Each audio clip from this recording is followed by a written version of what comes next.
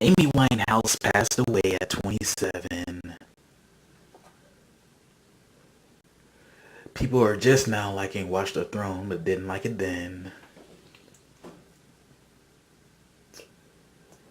And Osama got caught.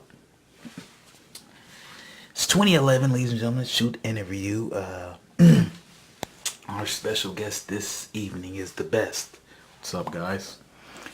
We did Big Trunks last night, who did a pretty successful shoot interview of 2010. Best, your thoughts? I thought Trunks was very in depth. You know, I like how you guys were able to come back after being cut off. You know, I forget what happened, but you guys had got cut off, you know, in the middle of it, getting really good. But, you know, you were able to keep that same energy when you came back. So, you know, that's one thing I like about it. And, you know, hold on.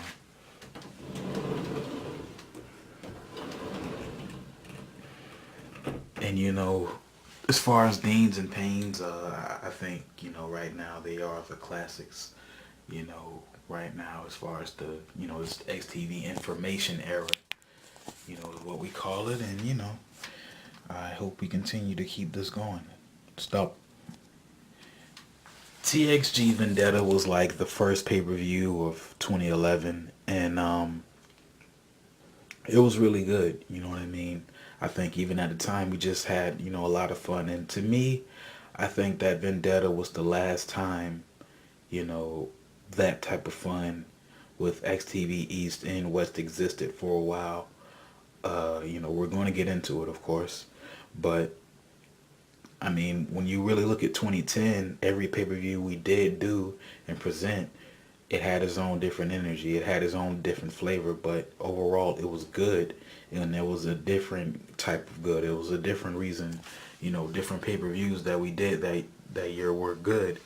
And, you know, this was to me the final cap off, like, you know, the final time everybody that was tight, you know, around that 2010 '09 time period, you know, was there, and they all came together, showed and proved. And this, you know, it's classic. It's very good. You know, it's actually, we have a match uploaded on XTV West Side. If you subscribe to YouTube, I mean, subscribe to that channel on YouTube, you can see it, Ada and Foxy, you know, which to me was match of the night. And then you got, I forget who the main event was. That Dean and Bob? I'm not sure. I don't have my notes. I'm unprofessional. Oh, that's cool. But oh no, it was actually Blood and 80s. Yeah, 80s guy in Blood. You know, and that match was like very surprising to me. I'm not sure how a lot of other people feel, but over here it's just surprising because 80s was just so on a roll. He was. You know, I remember 2010, he was just always dominating. And of course he won that MVP spot, which is what Trunks was talking about, you know, last night when he did his shoot. And, you know, he was MVP. So it was just, he was on such a roll that we didn't think he's fighting Blood, you know, and then he fought Blood, and Blood, you know, he didn't destroy him. 80s kept up a good ass fight, but overall, you know, on that streak that Blood was on when he came in, you know, 80s guy was just another victim of that same streak, because I don't think he got beat for a long time, and people were actually afraid to fight Blood. Go into that, best, him being afraid, people being afraid. He was fucking people up. You know, he was like knocking them out left and right, literally. You know what I mean? Everybody that challenged him. And that's just how it was with Blood. You know, he was just so dominating. Nobody even came close. I think even Charles Dean fought Blood one time. And, you know, people know Dean being what he is. And he got squashed. You know what I mean? It was like a Sid Vicious versus the Jobber type thing with Charles Dean. You know what I mean? And he's one of the, you know, he's actually kind of bigger than Blood. But shit, that size didn't matter. You know what I mean? And Blood just really destroyed him.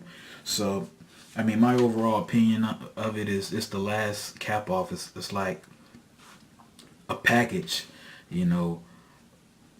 I think WWE used to do this. I don't know if they still do, but they used to like put like a package of like the, you know, top moments and things like DVDs, like WWF Royal Rumble, or, you know what I'm saying, like all the pay-per-views up to a certain point, you know. And I think this is just the last, like if we were able to put out, you know, some shit like that, this would be the last one, you know, as far as the bundle pack of XTV from 2010 to, like, you know, that point in 11, because that was the last hoorah, if you will.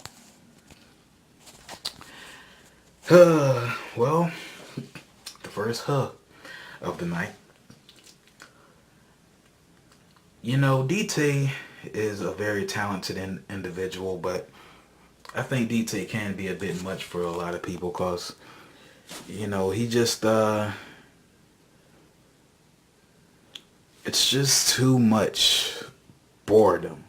You know what I mean? He's like how they explain Towelie on South Park. It's like he's cool, but it's like you don't want to hear a whole recording of him. And this is not a shoot, you know. I know that's what this is going to come out as, but it's just like, you know, him doing the freestyles got so boring after a while. You know, he was just freestyling to random beats on YouTube, you know, and that was the thing. That's what he kept doing. And the shit just got so boring after a while. But I think that it started to reach that point where XTV West was very uninspired in 2011. You know what I mean? I mean, so much happened in 2010 where that was a point where, like, damn, you know, we have all these different talents and all these individuals, and, you know, what can we do? And Killer Digital got canceled, or he actually pulled the plug on it, you know, because he had other ideas, but it was hard for him to present the ideas. And, you know, we had DT freestyling. And, you know, it still exists.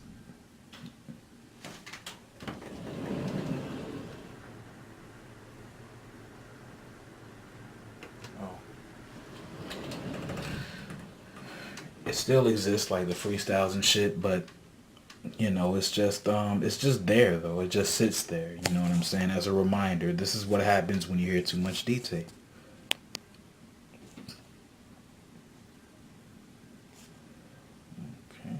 Vendetta. Oh, I know what's recording.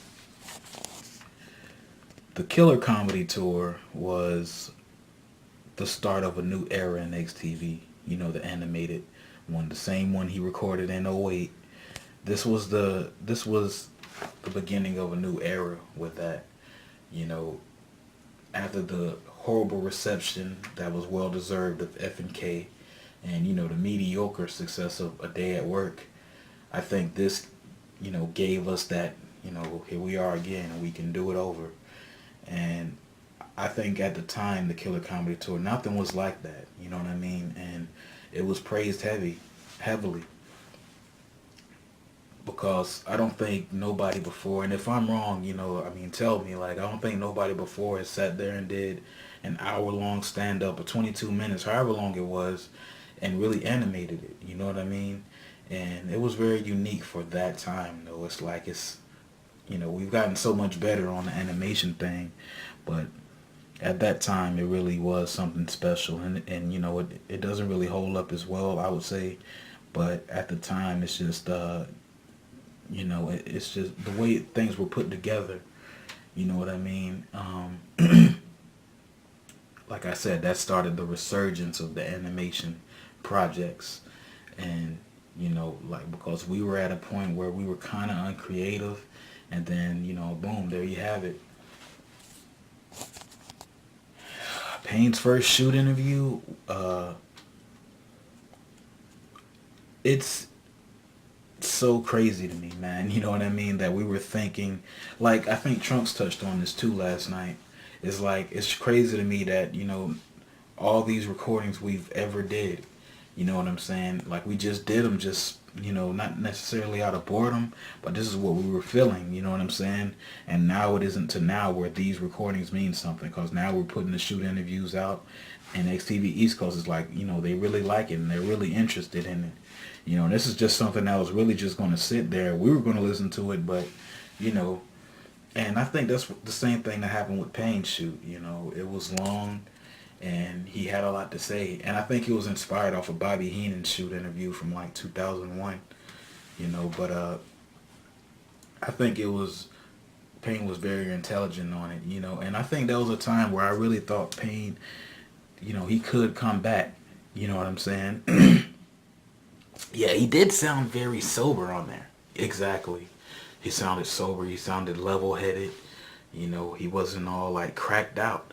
You know, he made you laugh on parts. He got, you know, emotional and, you know, not cried or nothing, but he kind of dwelled into topics that, you know, the average man, if they went through what he went through, they wouldn't even talk about that much. And he was very open in the interview. You know what I mean? And I think a lot of other XTV stars that do shoots, you know, they should take note into that, because that's the first one, you know, that really exists. Like nobody ever prior to Payne decided to get on a recording and talk about their life. And you know, it's a very interesting story, and I think it hit even at the time it had aired. And there was also a part two in 2012. Yeah, it's lost now. I don't know what the fuck happened to that recording, but you know that it was pretty cool though. The part two, he delved into the WWE, you know, and on the shoot interview that's still out there, I think he talked about his life growing up, Billy Rojo, and all the other different things that was going on. And you know, it was very detailed. You know, I think it's like an hour and something. It's probably uploaded on XTV West. You know, XTV West side. It should be. It actually is. We just uploaded it. But yeah, you know, it's a good look into the past, and you know, it's cool. Blood's dominating streak was like insane.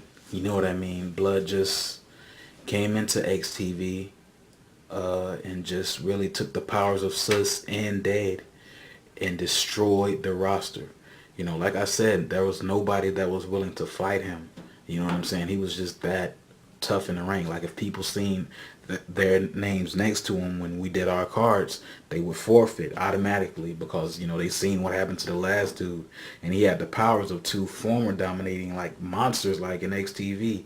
So with him coming in, you know, and doing the things he was doing, he beat 80s guy, he beat all these guys. People were afraid to fight him, you know, and it was no surprise that he got the MVP. You know, he might as well have stolen the MVP, because it's just the way he was.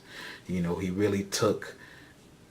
took your life. You know what I'm saying? You might have got two punches in, but overall he would choke you. He would fuck you up. You know what I'm saying? So, and I think this is like one of the first times, you know, again, if I'm wrong, correct me, but like where a star in XTV lasted a year and beat everybody that year. Like he, you know, was a champion for a full year. You know what I'm saying? The shit's crazy, because, you know, championships always been passed around, but he kept the title for a year and beat every competitor that came at him. You know, Blood was a very dominating force. 90% returning. I don't even know why he returned, you know what I mean? But it was definitely well received. You know, like once he did what he did with his legacy up to that point, you know, people needed him back. You know what I mean? He created a lane for people to just talk honestly. You know, I feel like if it wasn't for him, these shoot interviews wouldn't exist. You know, he's the first guy to spark keep it real, keep it honest, you know, in XTV West. He said that shit. You know what I'm saying? So as a result, you got people being honest and open. You got Jazzmar, you got me, you know, and Trunks and everybody doing shoot interviews and just being open about topics or whatever, their opinions, you know, and sometimes you might not even agree with 90, you know, but that's not what he was there for. He was there to just show you, look, this is how you just be honest. This is just how you know, tell it like it is. You know, it's not about what you have or what you don't have. It's just about what you are.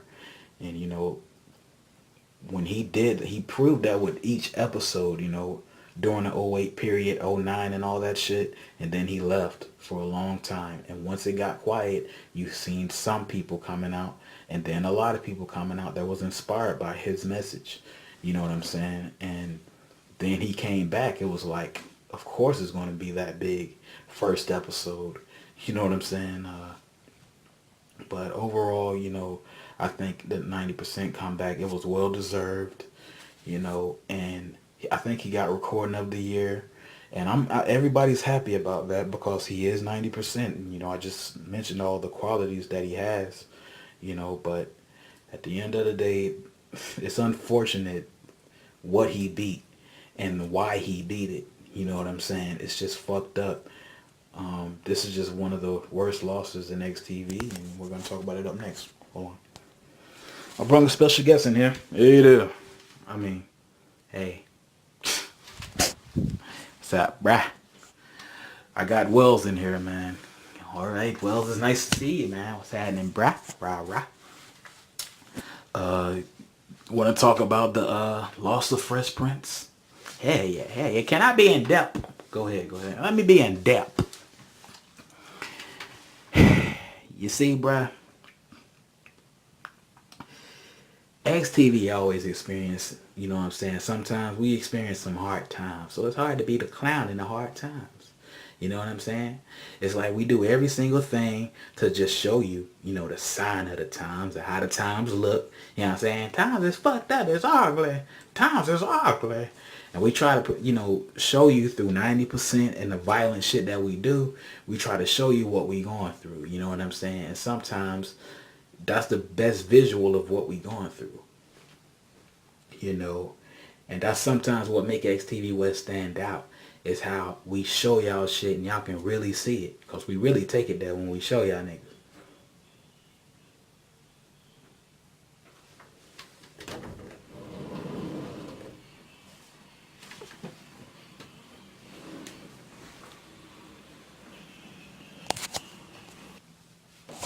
But yeah, bro, you know what I'm saying?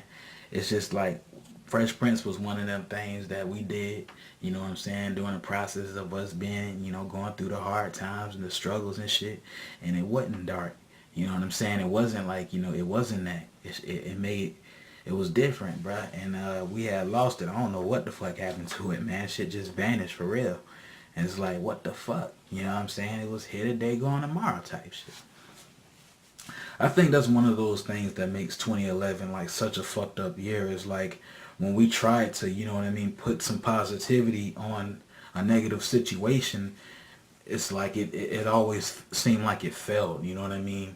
And, Fresh Prince was something that just really came out of nowhere. We just decided to do it one night, you know what I'm saying? Or one day. It was actually in the afternoon and it lasted to nighttime, you know what I'm saying? And the shit was like so much fun. And I remember everybody, like, they hit the stop button and then it was like, damn, back to 2011. But, at least we got something happy, you know what I'm saying, where we can look back on and have a lot of funny memories. But the shit, again, just fucking, it's gone, like, out of nowhere. Like, what the fuck happened to it?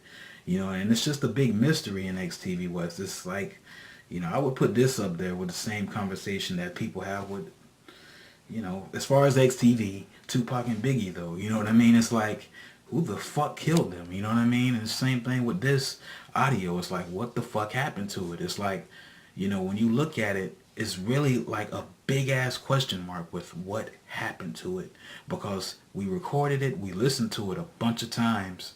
You know what I'm saying? Then just one night, the shit's just no longer there. You know what I'm saying? And it's just like one of those just, what the fuck happened? You know what I'm saying? And we know it exists. We know it's out there somewhere. We know it was on to that Dell laptop. You know what I'm saying? And we still have the Dell laptop and it still works surprisingly after all these damn years, but the fuck happened to the audio? You know what I'm saying? But overall, I guess I can probably tell the story briefly of what was going on it.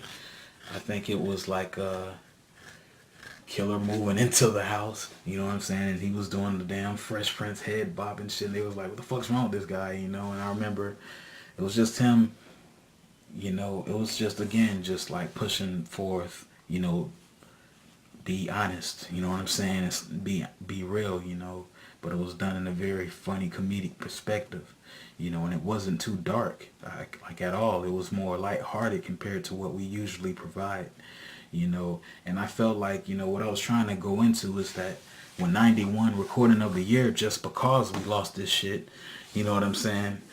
it just showed you like, the dark shit wins. You know what I'm saying? With XTV West, when we did something so new and so different, that should have won.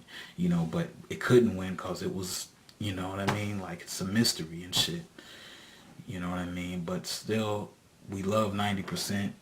He still provided great content with what he did, but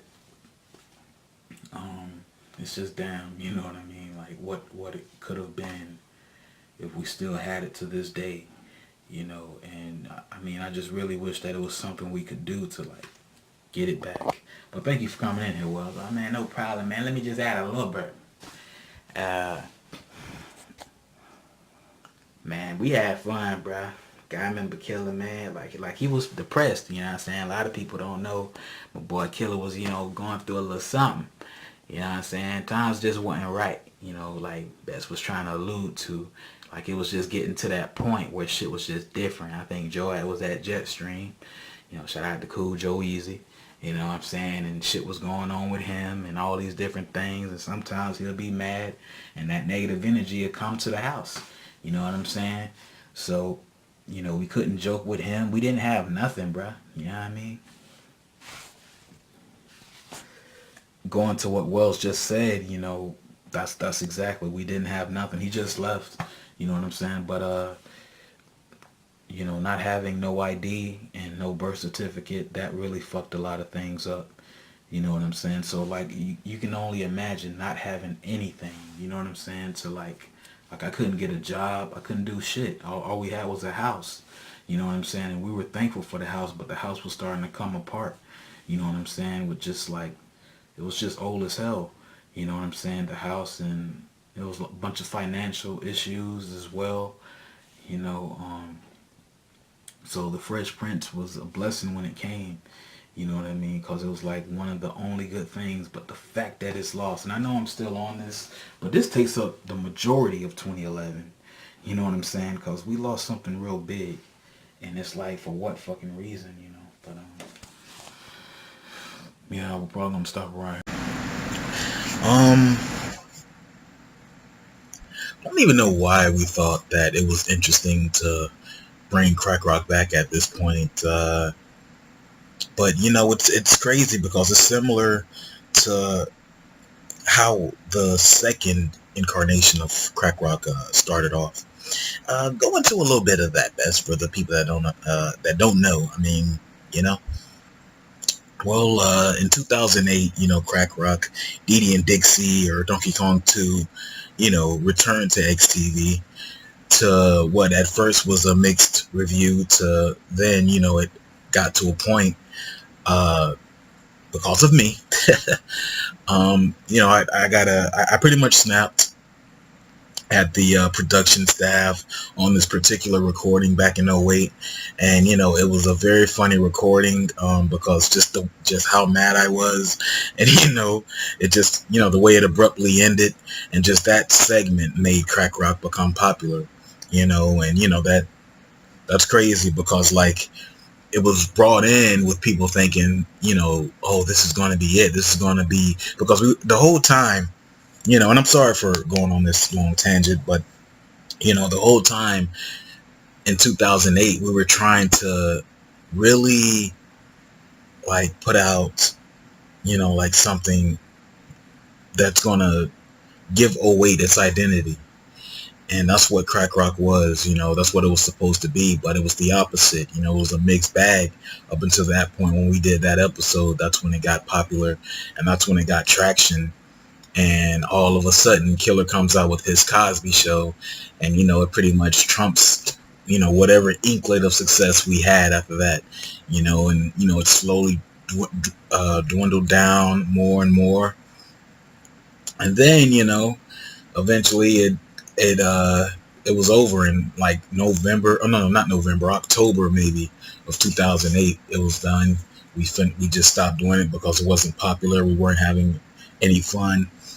And because I've had Pain on these shoot interviews, and he talked about crack rock. What do you think it was that made you guys just give up? Like, was it a particular episode? It was the previous episode leading up to the last episode. It was the episode before the last episode that really made us finally say, okay, it's just at the time, it's crazy, these memories, man. Like you really go there, shoot interview guy that still has no name. It's a damn shame. That's way too long of a name for me, but I'll take it. But anyway, I just I remember, I'm starting to get those same emotions, as I'm talking about this. But just when we would record Crack Rock, when we would do the show, we would feel like, okay, this is it. We will feel good. You know what I mean? It's like just feeling like you're doing the best work of your life.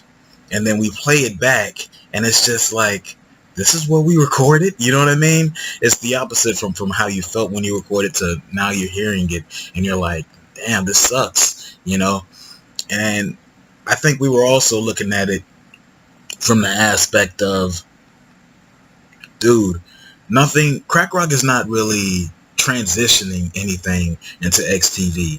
It's us pretty much doing the same thing that we've been doing. You know what I mean? It's like Dee Dee and Dixie talk about it on commentary. Killer was doing something forward thinking. You know what I mean? He was like doing a sitcom in XTV. That's just never been done before. Forward thinking. I said fourth. But, that's just what it was. And we were kind of just staying in the same boat, the same box. And, eventually it got watered down really bad. And as a result of it being watered down, we decided to pull the plug on it. And I'm glad we did when we did it, because it's like, where was it going to go? You know what I mean? And I think that's the main component and why we canceled it back in 2008. But there were a few times in 2008 when we were trying to bring it back. If you listen to this 190% episode in 2008, Payne and Dixie, they're special guests on his show, and they're talking about, Jigsaw, because that was the storyline. Like, we were going to have Jigsaw from Saw. He was pretty much putting Payne and Dixie through some kind of saw trap, but it was done on the Donkey Kong 2 Super Nintendo engine. It makes no sense, you know what I mean? But like, that's just us trying to bring the show back. And I remember the theme for that show was do the nasty dance, come on everybody. And it was so corny, and after a while it got canceled again, and so brings us to 2011. We try to bring it back, and at first it just had a new feel to it.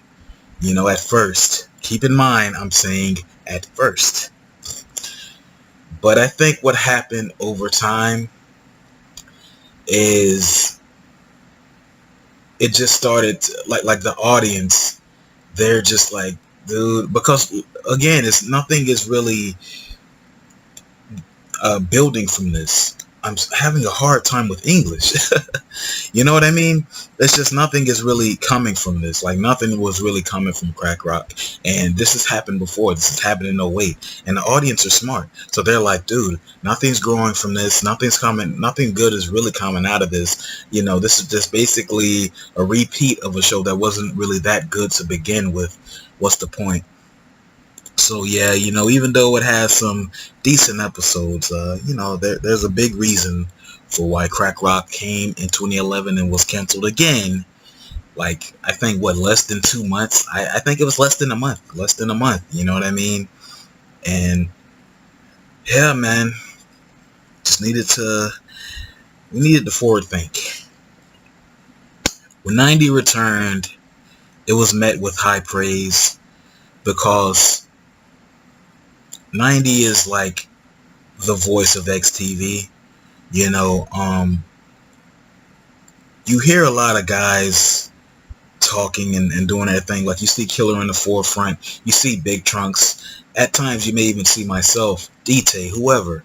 Those are the main guys that talk. Those are the main voices you hear in XTV. And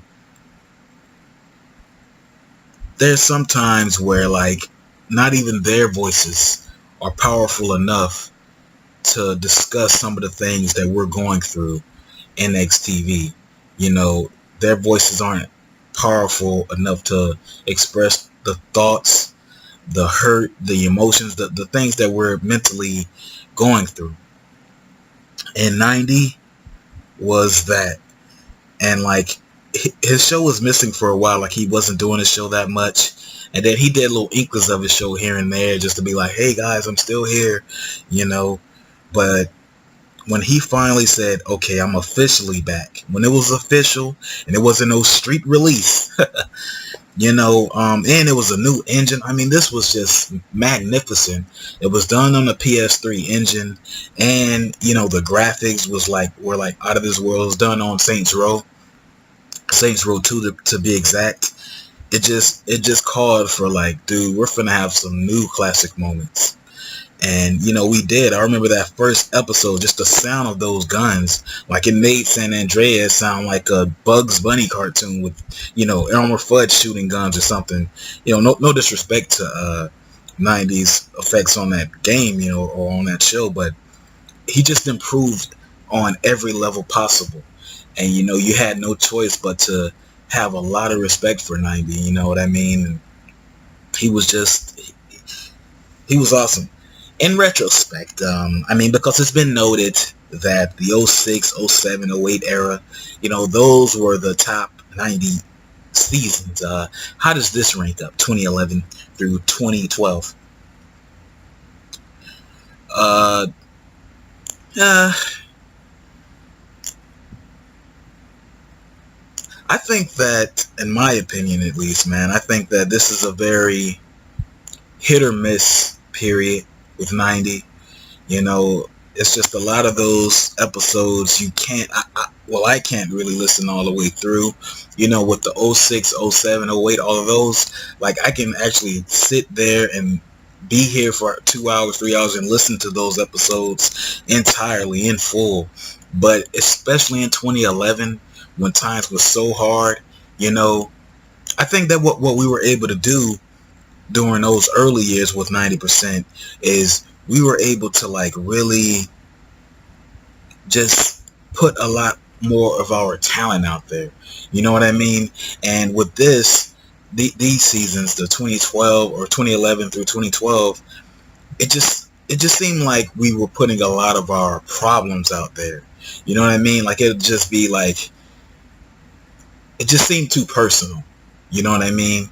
And I think that that's kind of what differentiates this period from that period. Like this one was more personal. We're a lot more older now. We're going through more things and we're expressing it. And there's nothing wrong with that, you know, but like I feel like the creativity and the, you know, randomness and the funny things that we had back then didn't really, you know, come into play as much, you know, around that time.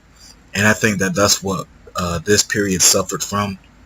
That Ben Stiller episode is like still like one of the funniest 90% episodes. Yeah, it ranks up there, man. It's pretty funny. I mean, it has a few moments here and there where it's just like I don't like this part, but overall, as a show from that period, it shines. You know, even though we're talking about 2011. But anyway, yeah, man. This was just proof that 90 was the Messiah. You know, he did voice how we felt a lot of times, and I think that's what it gave us relief from, because life in 2011 was really hard. You know, I just remember Hugh Street, man. Like every time I think of that period, I think of Hugh Street. I think of that orange carpet and, you know, what used to be Keisha's room. And I just remember that just this lonely feeling. You know, we used to have so many thoughts back then. You know, it's just weird now because, I mean, 2011 is so far gone. But we used to just have thoughts like kind of thinking about where we are now in a way. You know, we used to just be like, damn, you know, what if I'm just some type of computer genius in the future? Or what if I'm like, you know, some type of, you know, what if I wind up getting my high school diploma again? What if I do this? And, you know, all of these what ifs. My question too, Best, is why didn't you guys go out there and pursue things? Well, shit, we tried. We tried. I mean, that's another thing that people get wrong a lot. You know, people get wrong that we did try back then. Like we were attempting to do things. It wasn't like we were just lazy and letting our life pass us. It's like when we lost our ID and then the social security card and the birth certificate, when that couldn't be found, we were limited to a lot of things that we could and couldn't do. We were limited to a lot. There was times where we were really trying to go to school. Like we tried to go to school back in 2011, you know what I mean? But things happen, life happens. And as a result, it didn't happen. You know what I mean? And, cause we were trying to go to this one school.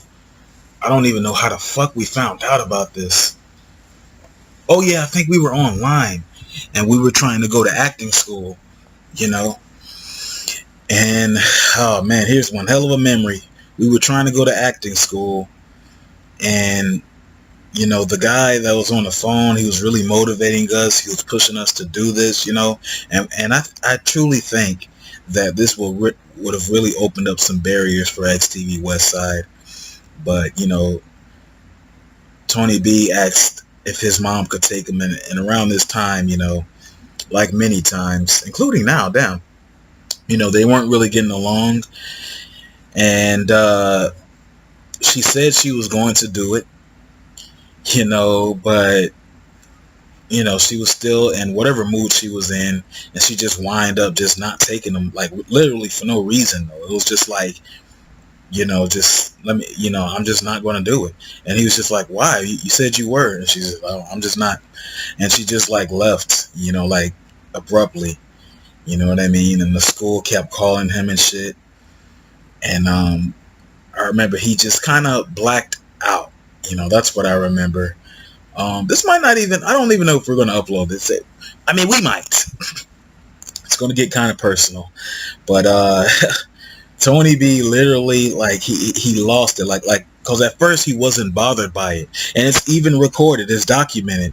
I don't know how we're going to be able to use the footage, but Tony B's recording on his phone. He's recording himself. He's like, yeah, so my mom's not going to take me to the school. It's cool. I'm not upset. I'm not angry. I'm just, it is what it is at this point.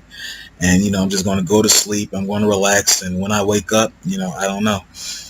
And, he wasn't bothered. Like, and then he goes to sleep. And he wakes up at like, I don't know, 2 o'clock. He went to bed at like 10 because she didn't take him. And, he wakes up and he calls her and he just blacked out. You know what I mean? It's like, and, I guess he was yelling at her and he just really went in, you know what I'm saying? And one thing I remember is, bitch!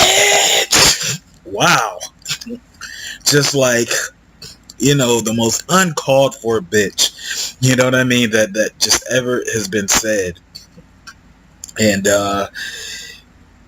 he just like, he's since apologized for it, you know what I mean, but still at that time it was just like, I hate you, and right as he's in the middle of his bitch, Trisha says, calm down. You know what I mean? His auntie. She's like, calm down, ho. Nah, she didn't say ho. But she just, starts going off on Tony B. And she's basically shooting on him, man. Oh, wow. She's telling him, like, your days are going to get shorter. Your nights are going to get longer. And it's all because of, all the things that you've done to your mom up to this point. And she's just really, kind of giving them the Bible scriptures and all of that, and just, saying, she's pretty much, talking to Satan in a way. And that's just what it was like. And it was just like that, man. And I know we're talking about 90, but this happened in 2011, but it's just, yeah, it was like that. It was bad, man. It was fucking, like every time we tried to do something, it just always seemed like something was keeping us complacent, and into that. And what would you say that was, Best? I mean,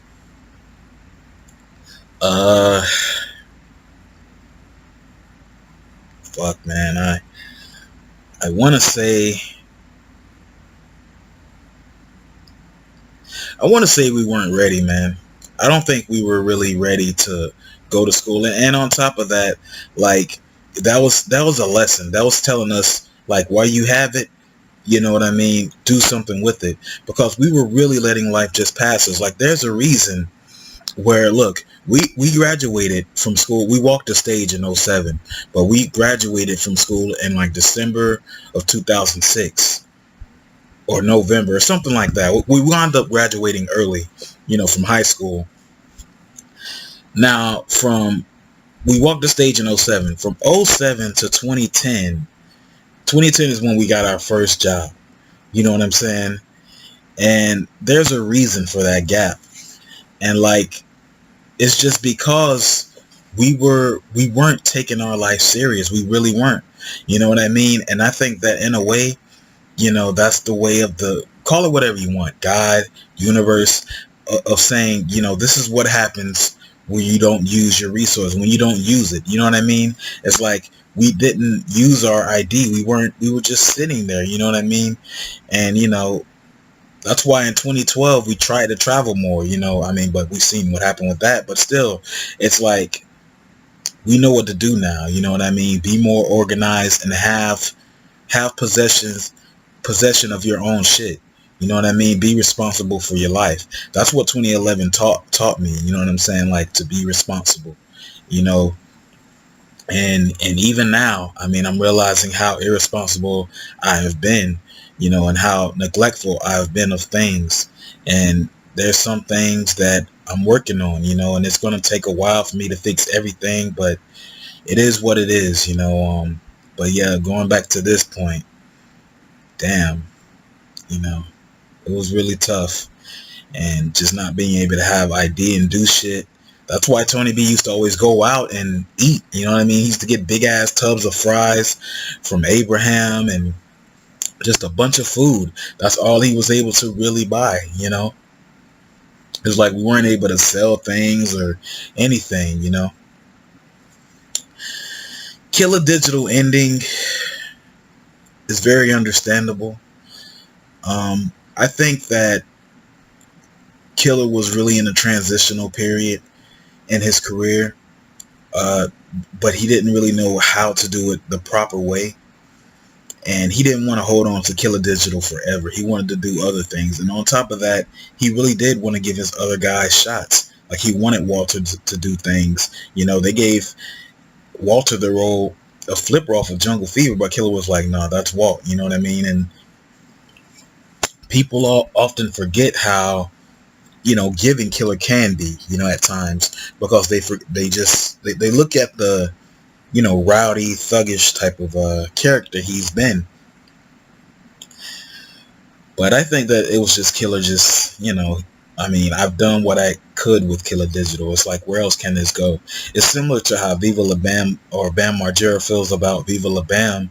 It's like, what else can we do with this that hasn't been done? How much more bizarre can it get? It can maintain the same ratings, but it can get watered down after a while. And Killer was able to see that.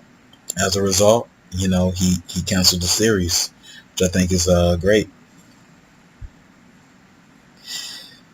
The Cosby Show is the greatest animation from XTV West Coast, episode 2, that is, that we've ever done at this point. I'm going to go on record to say that. I am also going to go on record to say that I don't think nobody can tell me any different. This is like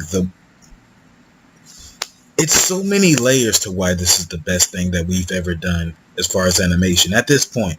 You know what I mean? We're still working on things, but I'm talking about as far as our output. Currently, what we're working on is way better, you know what I mean, than anything we've ever done. But as far as the content that we've worked on and put out, this to date is the greatest animation we've ever done. It is so good. You know what I mean? It's like the things that we went through during the process of this. I mean, getting our internet cut off, getting kicked out, getting viruses on our computer, moving to a new house, all these different things that transpired, but we were still able to put out what is one of the greatest animations from the West Coast. And I mean, just nothing wrong can be said about it. Like, I just really enjoyed the fact that we were just able to put it out there, because I think that was the biggest concern. Because as much fun as we would have, I mean, we would just always worry, like, damn, I hope nothing happens. And same thing even now, 2019. You know what I mean? We're working on Miami Beatdown, all these different projects. We're like, I hope nothing happens. I hope nothing happens. And it's not all about just save. Save it to multiple devices. Save it here, save it there, save it all over the place, so you have a point of reference where you can get it. You know what I mean? Because, like, thumb drives go bad. Fucking external hard drives go bad. Any component created by man can go bad because man makes mistakes, and nothing lasts forever. You know what I mean? So that's why we worry. And it's just so many scenes. I think my favorite scene that really stands out is the part where they're walking through Kmart. And you look at it now, 2019, Kmart is, it really doesn't exist. You know what I mean? Especially in Florida. Like, what is a Kmart now? It used to be the alternative store to go to Walmart, but now it's the alternative, Target. And Target is cool, but, like, it's not Kmart. Kmart is for the nostalgia cheap people like myself.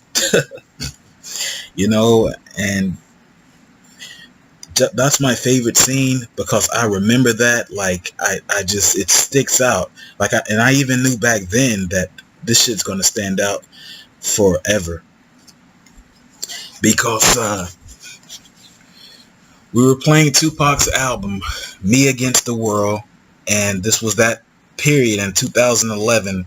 This is probably like our first time hearing that album. You're gross, best. Go to hell. But this is our first time listening to the album and its entirety, and we were like, man, this is a good ass album. And it was just really touching. It was just speaking to where we were. You know what I mean? It was as if Pac was kind of like saying, like, yeah, you are going through it. You know what I mean? And that whole scene from the Kmart scene that we worked on, that's what was being played. So when I see that, I think about, you know what I mean, Fuck the World. I think about Young N-Words. You know what I mean? I think about all those different songs that are on that album. And yeah, man, that's a great album, and that scene sticks out to me. And just killer, man. He's awesome. People got to start giving him his props, man.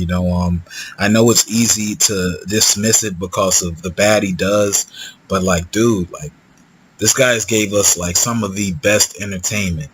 You know what I mean? From that to many other things. But yeah, that's just how I feel, man. Jungle Fever was tough. Oh, really? Yeah, this was like, I think the first hard thing that ever happened with Jungle Fever was the very first scene. When we did the credits, like, at first, we didn't know who was going to be who, because I think Big Trunks was going to be somebody, and then it's like, nah, he's not going to be that person, and we didn't know who the cast was going to be. So that opening scene got changed many times, and there were times where, like, something got fucked up, and we had to do this over, we had to do that over. There was a lot of times that happened. So yeah, the opening, that took forever, because we knew that we wanted to do something different. And on top of that, this was supposed to coincide with what would have been one of the seasons of Jersey Shore. It was supposed to coincide with that. That's why that one scene off of there, I think scene 3 or part 3, is when he's like, just do it. It's like Beast in a situation of fighting or something. Like, that scene right there, that's from Jersey Shore that season, where like I guess the situation bumped into the wall and broke his neck or something. Like, and that's what we were trying to do. We were trying to like put that out as soon as they put out the season episode of Jersey Shore.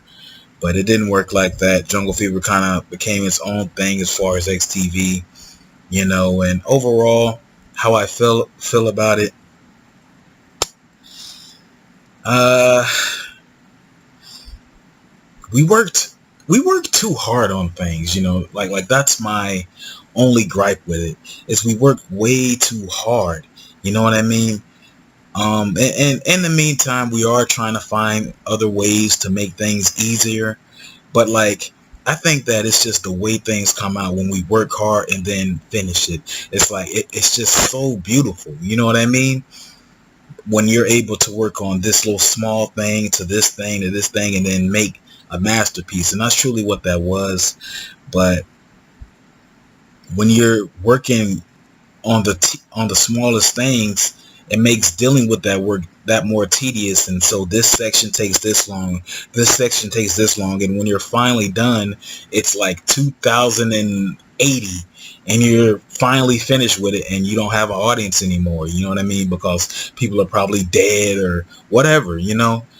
But it's just like, I think we worked too hard on it, you know, and as a result, it never got finished. Cast members passed. Rest in peace to Miss Ruby D. You know, God bless her soul. But I think that's what happens overall, is us working too hard and trying to do a bit much, you know. But hey, it's out there, and we did improve over time too. That's another thing that stands out about Jungle Fever, is you can see the improvement from that first scene. It's a little bit rough, you know. It's coming out of the Killer Comedy Tour, which is another thing that happened in 11. You know, that was like, we thought that that was the greatest thing we did up to that point. And then Jungle Fever, like, we immediately worked on that after that. Then the Cosby Show, that's way forward thinking. That's still up here. You know what I mean? We're still competing with that. But anyway, so you just see the first scene, then you see the second half, the third half, and when you get to the last part of Jungle Fever, it's like, it's really what we wanted it to be.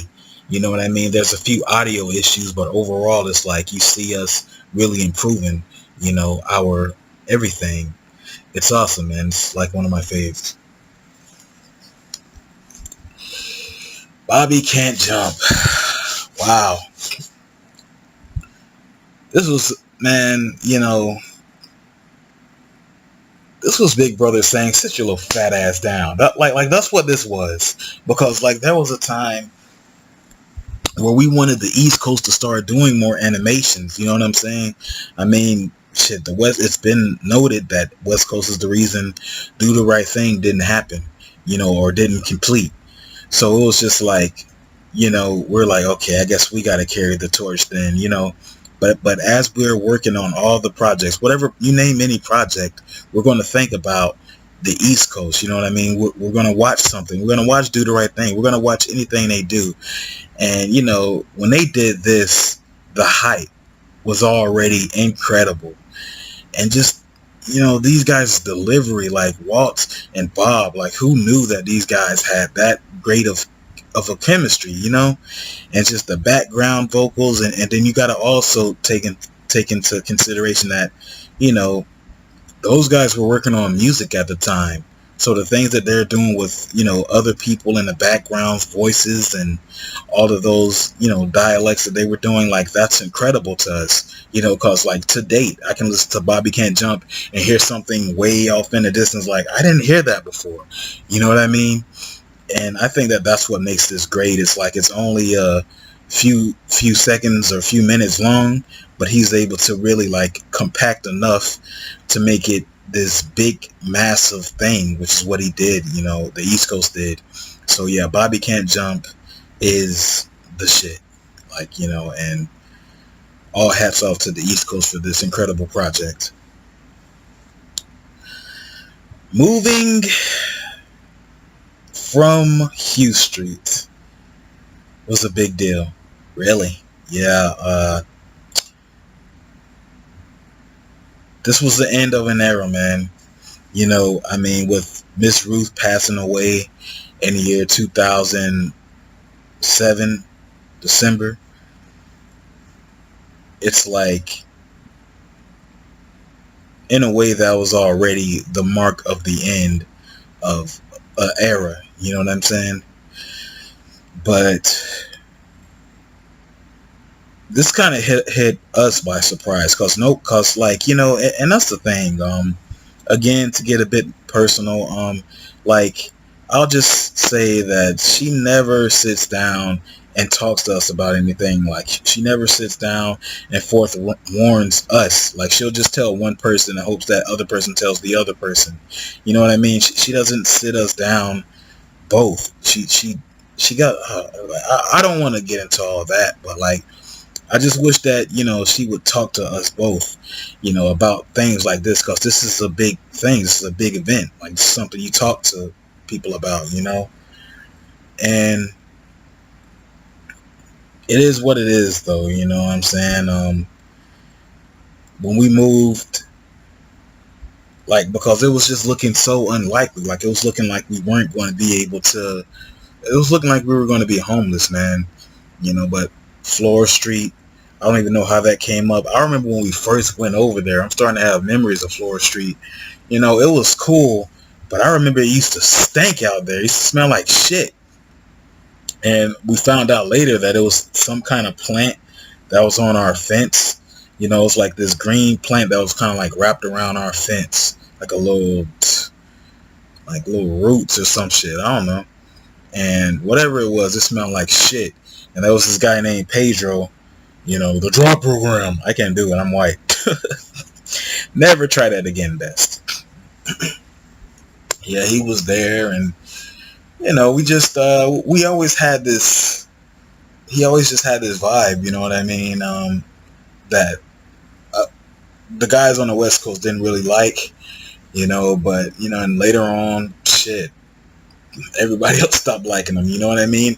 Like, I don't know. I just see things like before they escalate. Like, even at work, you know, like, I just see things. Like, I'm just like, I don't say nothing, but I know it exists. You know, I'll just say there's a particular expression in 2019 that a lot of people do. And I'm sorry to date this recording, but fuck, dude, it's this thing that people do. And I'm just going to say it now before it's later on exposed. It's lame as fuck. You know what I mean? Like, really. Like, it's a certain greeting that people do.